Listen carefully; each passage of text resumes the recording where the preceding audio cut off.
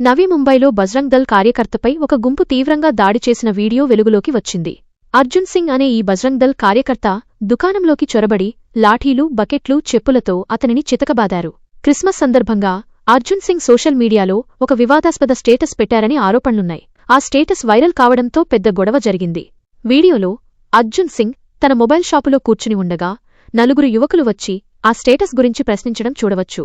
కాసేపటికే 10 నుండి 15 మంది గుంపు దుకాణంలోకి చొరబడి అర్జున్ సింగ్పై విచక్షణారహితంగా దాడి చేశారు. చేతికి దొరికిన వస్తువులతో బకెట్లు, కుండలు, చెప్పులు కొట్టారు.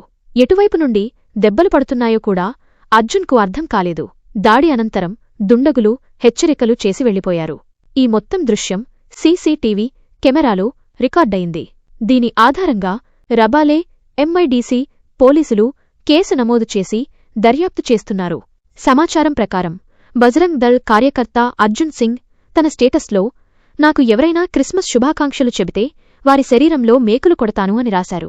దీనిపై ఆగ్రహించిన 10 నుండి 15 మంది గుంపు అతనిపై ఈ దాడికి పాల్పడింది.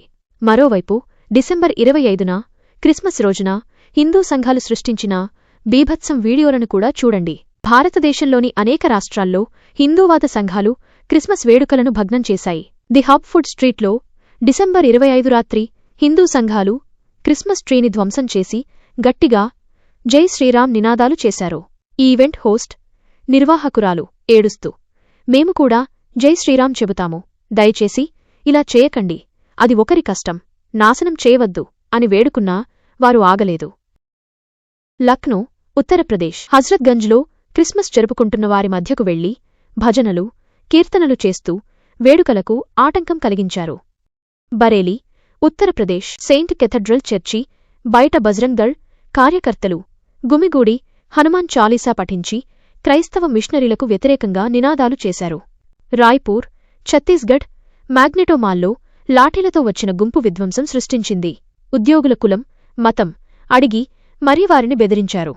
శాంతి, సోదరభావంతో జరుపుకోవాల్సిన పండుగలను ఉద్దేశపూర్వకంగా భయం మరియు మతతత్వ ఉద్రిక్తతలుగా మార్చేశారు.